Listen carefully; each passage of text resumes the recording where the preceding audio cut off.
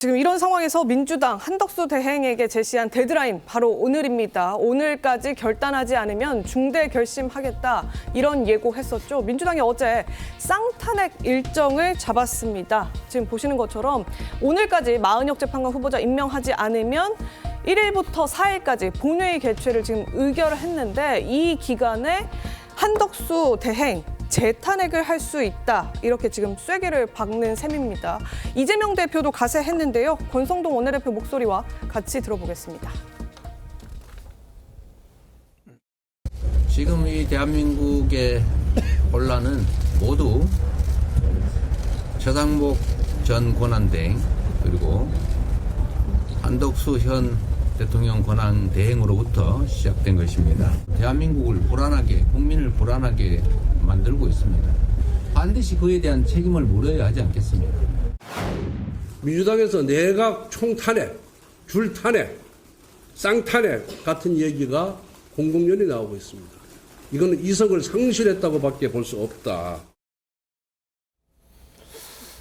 자, 박찬대 원내대표는 중대결심의 시점까지 밝히진 않았지만 이재명 대표는 뭐 곧 할 것처럼 얘기를 했습니다. 화면 함께 보겠습니다.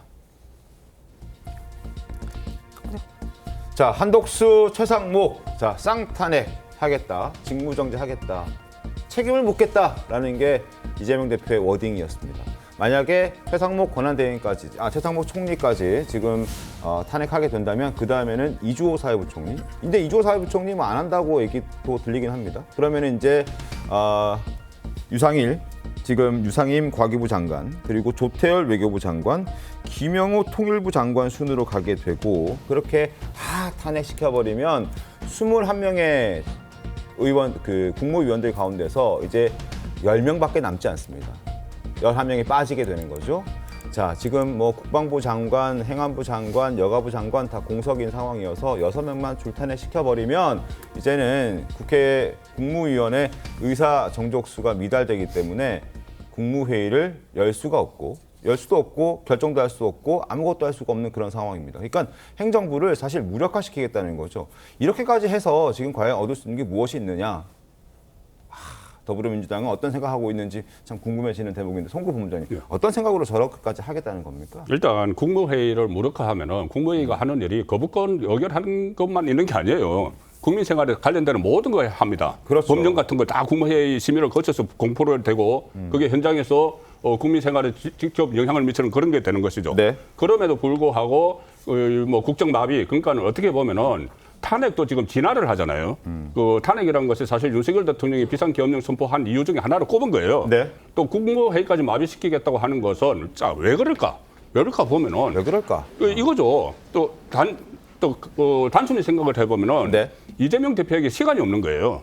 이재명 대표가 이번에 만약에 이 조기 대선이 실시가 안 되면은 네. 여러 가지 5개의 재판을 받고 있지 않습니까? 지금 그 2심에서 선거법 2심에서 무죄를 받았다고 하지만은 5개 재판이면은 15번의 선고가 있어요. 지금 3번 선고받았어요. 12번의 선고가 더 남아 있습니다. 재판 중인 것만. 그렇다면은 이재명 대표 입장에서는 어떻게 하든 조기 대선을 이끌어내서 모든 것을 나중에 집권을 하게 되면 모든 것을 그것을 털어내야 되는 것이고 그리고 이재명 대표를 따르는 민주당 입장에서는 지금이 아니면은 기회가 없다고 생각을 하는 거죠. 네. 지금 나중에 2027년 대선까지 만약에 가게 되면은 그 사이에 이재명 대표의 사법 위기가 어떻게 될지 모르잖아요. 그런 상황을 다 감안을 해서 지금 이 시점이 이 정권을 교체를 할 수 있는 네. 마지막 유일한 기회다 이렇게 판단을 하기 때문에 모든 수단과 방법을 동원을 하는 것이고 거기에 이제 외부에 있는 김어준 씨도 거기에 대해서 어떤 아이디어를 제공을 하는 것이고 이 상황이 되니까 모두 오로지 목적은 하나 딱 그 마은혁 후보자를 집어넣어서 네. 그러면 이게 또 상충이 되거든요. 마은혁 후보자를 집어넣으면은 갱신을 해야 되니까 별론 갱신을 해야 되니까 시간이 늦어지는데 그런데 현재는 또 당장 또 선거를 하라고 해요. 이 말은 뭐냐 하면은 마은혁 후보자를 밀어넣되 경신 기간을 보통 한 2주 잡는데 한 2, 3일에 해치우고 빨리 이것을 처리를 하자는 이야기거든요. 그거를 위해서 모든 걸 몰아붙이니까 국무회의 마비론까지 나오고 있는 거죠. 자, 이렇듯 지금 건건이 부딪히면서 극렬한 대립을 하고 있는 여와 야입니다. 어제는 산불 피해 복구를 위한 추경 합의차 만난 자리에서도 고성이 오갔고요. 설전만 주고받았습니다. 제대로 된 논의도 없었습니다. 어떤 상황인지 직접 확인시켜드리겠습니다. 헌법재판소는 조속하게 윤석열을 파면해야 합니다. 윤석열이 헌법을 수호할 의지가 없다는 사실도 확인됐습니다. 즉각 윤석열을 파면하기를 촉구합니다. 윤석열 얘기하는 것이 참 듣기가 아주 거북했습니다.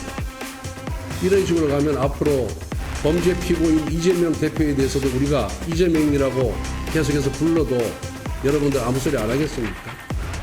대한민국을 옹호하기 위해서 뭐가 대한민국이에요? 내가 방어가 아니니까 이 나라를 이렇게 내가 아니 군대를 동원해서 국회를 침탈한 사람으로 그 옹호하는 부분에 대해서 사과를 받아야지 권정동 원내대표가 지금 이 자리에서 그렇게 얘기를 하고 나가서 말하세요.